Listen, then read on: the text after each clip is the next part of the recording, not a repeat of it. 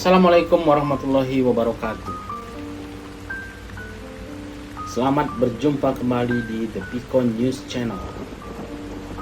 Kali ini saya akan membahas isu tentang Shopee yang dianggap membantu jalur impor. Kronologisnya seperti ini pemirsa, bahwa dengan adanya Shopee yang bisnisnya cross border, maksudnya dia bisa menjual dan membeli produk dari dalam ataupun luar negeri. Jadi produk dalam negeri dijual ke luar negeri dan produk dari luar negeri dijual ke Indonesia. Ini namanya cross border, jadi dia internasional gitu, tidak lokal.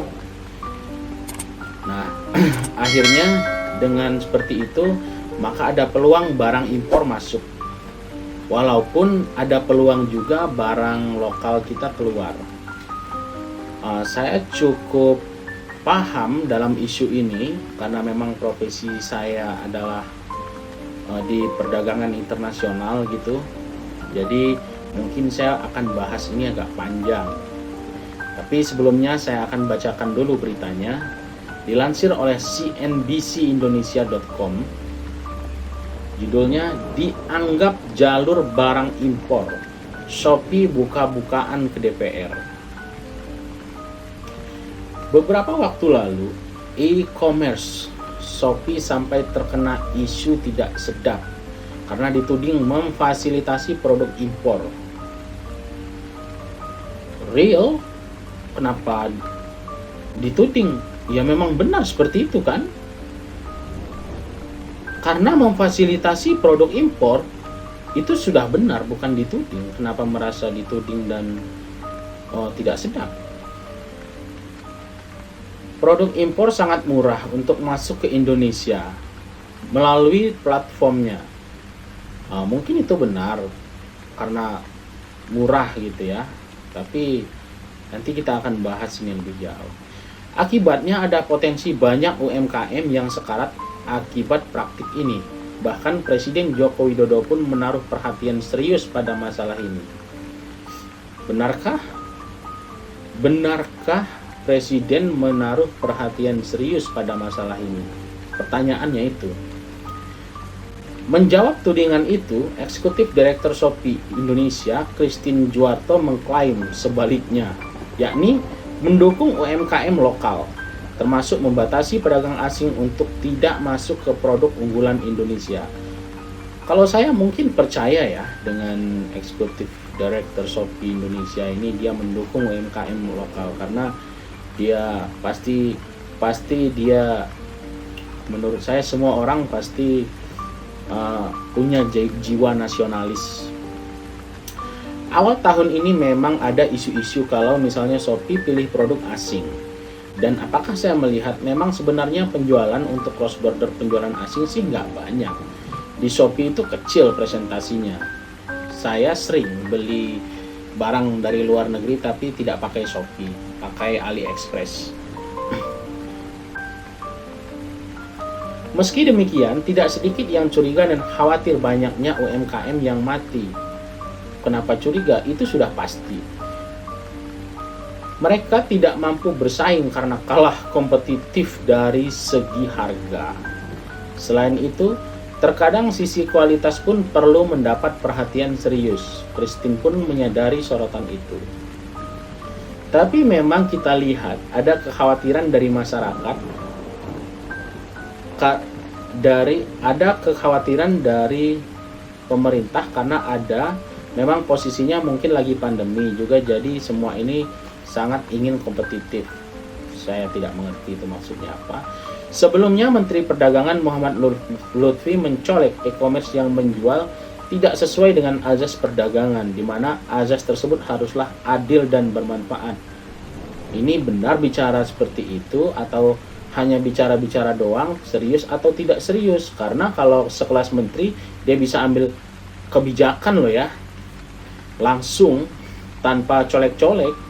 Kalau hanya colek-colek, jangan-jangan hanya lempar-lempar isu saja, lempar bola ke orang. Saya jujur di sini ada predatory pricing dari e-commerce, subsidi harga pasar, hingga masalah tata niaga barang impor yang membuat UMKM bahkan retail ini hancur perlahan, tegas Lutfi. Sebenarnya Lutfi ini mengerti nggak apa yang dia bicarakan? Menurut saya dia bicara, saya jujur di sini ada predatory pricing dari e-commerce, subsidi harga besar. Itu sudah pasti. Dan yang pasti mensubsidi itu adalah pemerintah. Dan untuk UMKM dalam negeri, harusnya pemerintah yang menjadi predator untuk mensubsidi UMKM. Begitu juga pengusaha produsen dari luar negeri, contohnya Cina. Pemerintahnya berperan aktif dalam mensubsidi UMKM dia supaya bisa ekspor. Nanti saya jelaskan. Lutfi menegaskan jika e-commerce tidak diatur lebih jauh, terutama yang cross border dan praktik predatory pricing, maka Indonesia ke depan pelan-pelan pun hancur. Jika saya tidak atur, kita jadi tempat main-mainnya mereka. Jika saya tidak atur, ya atur. Harusnya hari pertama dia menjabat sebagai menteri, dia sudah atur ini. Dia harus cek dong. Kalau saya tidak salah, tahun kemarin ada komplain dari Presiden Jokowi kepada Menteri Perdagangan mungkin ya, karena ada defisit perdagangan Indonesia dengan Vietnam, Indonesia dengan Thailand, Indonesia dengan negara lain. Ada defisit perdagangan. Lalu kerjanya di mana Pak Lutfi ini kalau ada defisit perdagangan ini? Apa yang dia mau atur? Sebenarnya ini sudah menjadi tanggung jawab dan wewenang Menteri Perdagangan untuk meningkatkan ekspor dan mengurangi impor. Dia bekerja sama dengan Menteri Keuangan, kan begitu. Jadi saya jelaskan dari awal ya pemirsa. Sebenarnya paling penting yang untuk mensejahterakan masyarakat adalah tidak terjadi defisit perdagangan.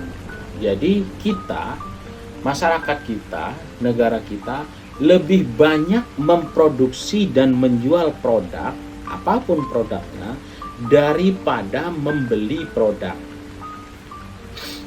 Kira-kira begitu. Lalu, siapa yang akan mengatur ini? Kan pemerintah, Menteri Perdagangan, kira-kira bahasanya silaturahmi ke negara tetangga dan negara lain, berunding, buat agreement yang namanya AFTA, Free Trade FTA, Free Trade Agreement, minta barang yang masuk ke sana dikecilkan pajaknya supaya barang produk Indonesia harganya bisa bersaing di luar negeri sana. Lalu menaikkan tarif atau pajak barang yang masuk. Sekarang ini yang ada, semua barang jor-joran masuk ke Indonesia kan. Bahkan kalau nggak salah ada penambahan item-item yang dikurangi tarifnya untuk masuk ke Indonesia.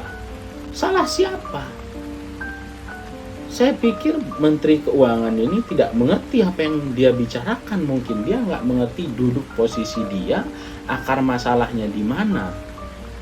Regulasi sebenarnya. Regulasi dan wibawa pemerintah ke luar negeri, ke negara tetangga. Kira-kira begitu. Seberapa kuat dia bisa menekan negara lain untuk mengecilkan pajak tarif kita untuk masuk ke negara dia, dan seberapa kuat kita bisa menaikkan tarif orang untuk masuk ke tarif barang dari negara lain untuk masuk ke negara kita. Itu sebenarnya. Saya pernah dengar di Aceh atau di Sumatera Barat, cangkul saja kita impor dari China. Di sisi lain, Menteri Perindustrian, Menteri Research dan Teknologi, Menteri UMKM dan lain-lain tidak berusaha untuk menggenjot UMKM kita supaya produk kita lebih kompetitif, lebih inovatif, lebih bersaing di pasar. Secara teknologi saja kita mungkin sudah kalah dari negara lain, apalagi dengan China ya. Harga. Oke. Saya kasih tahu. Apa yang menyebabkan harga kita mahal dan harga produk kita menjadi rendah, atau harga produk dari luar negeri menjadi mahal atau menjadi rendah? Pergerakan mata uang, pemirsa. Saya lupa tahunnya, kira-kira tahun 2015, kalau saya tidak salah, coba cek. China pernah menurunkan nilai mata uangnya terhadap dolar Amerika. Tuh. Dia melakukan itu. Apa fungsinya? Apa manfaatnya? Saya kasih contoh. Jika saya memproduksi sepatu,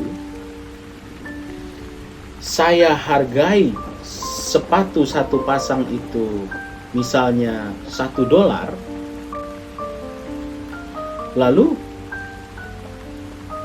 saya dengan harga satu sepatu ini $1, saya akan mendapatkan uang 15.000. Saya jual harga sepatu ini 15.000, maka orang di luar negeri sana membeli sepatu saya harganya $1. Kenapa?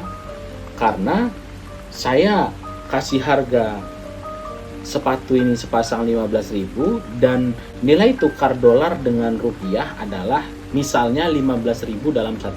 Jadi orang di luar negeri sana membeli sepatu saya seharga $1. Oke? Lalu, jika pemerintah menurunkan nilai tukar mata uang kita terhadap dolar, katakanlah 100% jatuh nilai mata uang kita, diturunkan, misalnya $1 30.000 misalnya.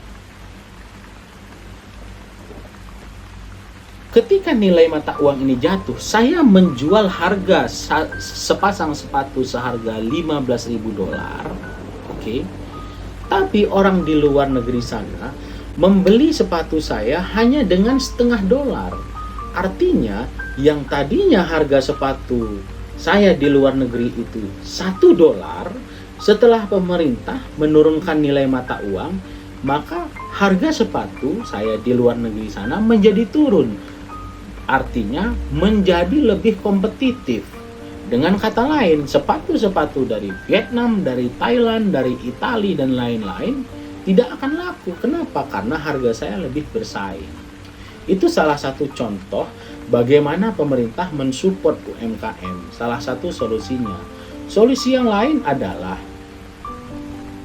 menaikkan tarif barang masuk dari luar negeri. Sekarang kan 0 tarif. Bagaimana barang tidak jor-joran, produk orang lebih inovatif. Kenapa? Karena pemerintahnya support untuk meningkatkan teknologi dalam negeri mereka. Kira-kira seperti itu, pemirsa. Jadi mungkin hal ini akan kita bahas lebih lanjut karena ini panjang sekali pembahasannya. Karena saya paham betul dalam perdagangan internasional. Saya saja ada market di Brasil, tapi tidak bisa saya jangkau karena tarif masuk Brasil terlalu mahal.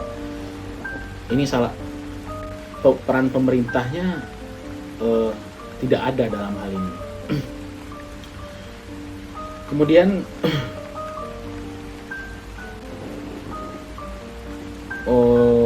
cukup sampai di sini saja.